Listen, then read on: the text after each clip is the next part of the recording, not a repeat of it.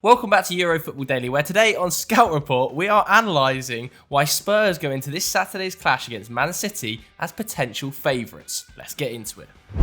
Momentum. Having finished above Spurs in 8 of the last 10 seasons and by an average of 24 points in the last 3 campaigns, it's fair to say that Man City have had the better of it against Spurs in recent times. And when you compare their head-to-head record, the Citizens' dominance is clear to see, with 14 wins and just 6 defeats in their last 23 matches in all competitions. But this season, it's starting to feel a little bit different. For the first time since the 21st of January 2017, Spurs go into the clash above City in the table, and by quite some distance. 8 games into the new season, the Lilywhites sit second in the table, 1 point behind leaders Leicester, whilst the Sky Blues languish in 10th, 6 points off the top, albeit with a game in hand. Even if Guardiola's men win that increasingly difficult tie against Aston Villa, a side that have already demolished Arsenal and champions Liverpool, they would still be 2 points off Mourinho's side, and with pretty good reason.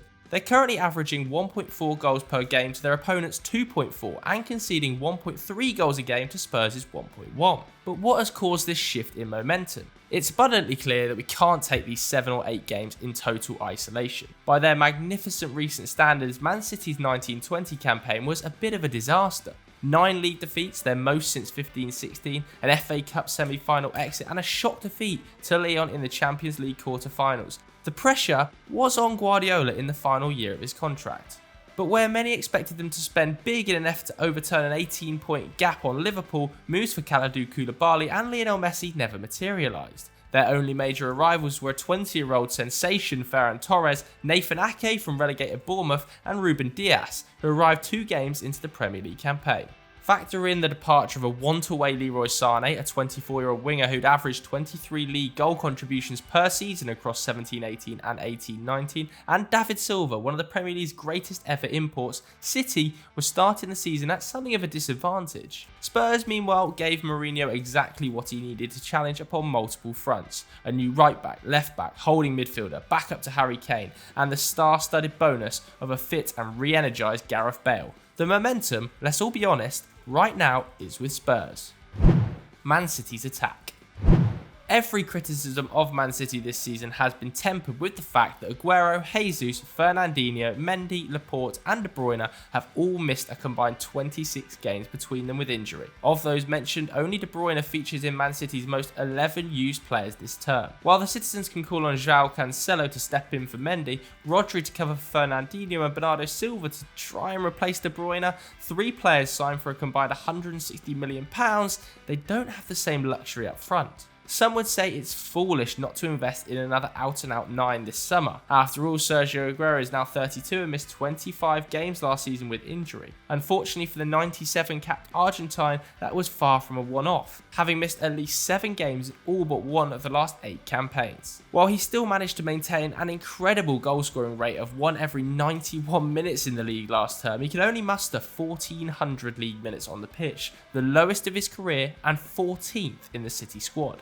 The story for his Brazilian understudy hasn't been much better, with the 23-year-old battling back from a broken foot and knee injury in his 3.5 years in Manchester, missing 38 games in total. But while last season Man City didn't face a single match in their 58-game season without one of them being available, Pep Guardiola hasn't been able to call on either of them for 6 out of their 12 games this campaign. This has obviously forced him into an offensive reshuffle with Sterling, Mahrez and more recently Ferran Torres all being used as the point man in attack. And it's fair to say, to some level, it hasn't really worked. Despite averaging 60% possession, the highest in the Premier League, Man City are carving out just 14 shots a game, down from 19.6 last term, their lowest since 2010-11 under Roberto Mancini. In 1920, 6 of their players averaged over 3 shots per game, but that has fallen to just 3, and it's perhaps unsurprising when their creators are also struggling. Without a target man to aim for, De Bruyne's expected assists have fallen from 0.66 per 90 in 1920 to just 0.38 this term. That's 9th in the Premier League, whilst Mahrez and Bernardo Silva's key passes per 90 have fallen a massive 33 and 87% respectively on 1920 stats. And this is without doubt affecting the quality of their attack. Heralded for their ability to cut through teams to create high quality chances over the last few seasons, Man City are now taking a massive 44% of their shots from outside the area. Not only is that considerably more than Liverpool's 36% or opponent on the weekend Spurs' 31%, but second most in the top 10 behind Wolves. Unsurprisingly, this has seen their expected goals per game plummet from 2.7 to just 1.5 this campaign, the same as newly promoted Leeds. They're currently on track to finish with 54 goals to their name, just 3 more than Southampton managed last term and their lowest since 2007-8 under Sane. Luckily for them, they have Gabriel Jesus back in the side now. Fresh from scoring a wonderful equaliser against Liverpool, Pep needs his Brazilian and their whole attack to step up this weekend. The dynamic duo. Whilst Man City's flailing attack might have gone slightly under the radar so far this season, 2 players that certainly haven't are Harry Kane and Son Heung-Min. In the 2 years since his World Cup Golden Boot, Kane has missed an incredible 33 games with injury, almost an entire league season. This period also covered Spurs' transition to a new stadium, a change of manager, and a loss of previous club stalwarts Moussa Dembele, Kieran Trippier and Christian Eriksen. But the 27-year-old has put that challenging period behind him, and is now playing the best football of his career. 7 goals in 9 games after lockdown has been backed up with an incredible 15 goal involvements in his first 8 league games this campaign, 5 more than the next best Son, and the joint best record in Europe alongside Robert Lewandowski. The biggest change in his game has been his involvement in general play though, with his passes per game rising to 25 this term, higher than in any season since 15-16. Always fairly creative for a number 9 with a peak of 7 assists and 2.5 key passes per 90 in 16-17. That's nearly 1 better than Aguero's best over the last 6 completed seasons. This campaign, he's taken it to new levels. His 30 passes into the final third is more than Jack Grealish and Kevin De Bruyne, whilst his 18 key passes is only 6 fewer than he managed in the entirety of last campaign. Unsurprisingly, this has already led to 8 league assists, 3 more than the next best in Europe's top 5 leagues. The player to profit most off of Kane's superhuman performances is, of course, Son Heung-Min.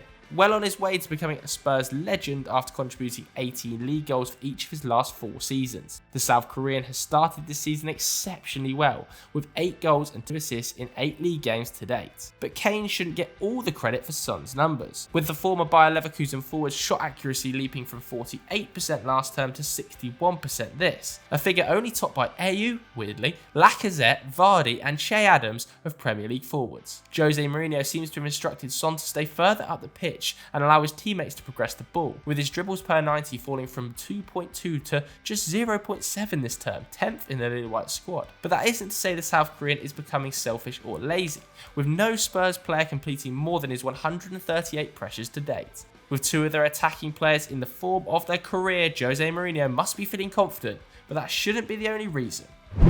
The Mourinho factor.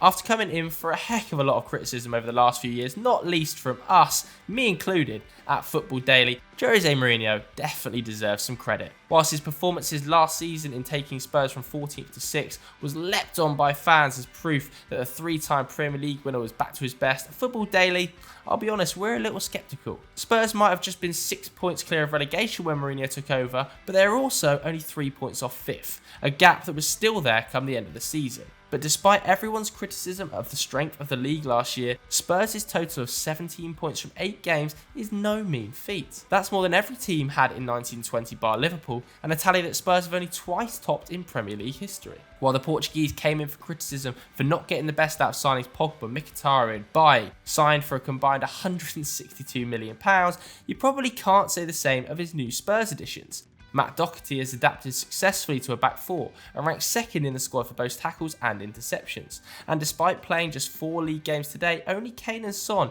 have created more chances than the superb Sergio Reguilon 7. The shining light, however, has been Pierre-Emile Højbjerg.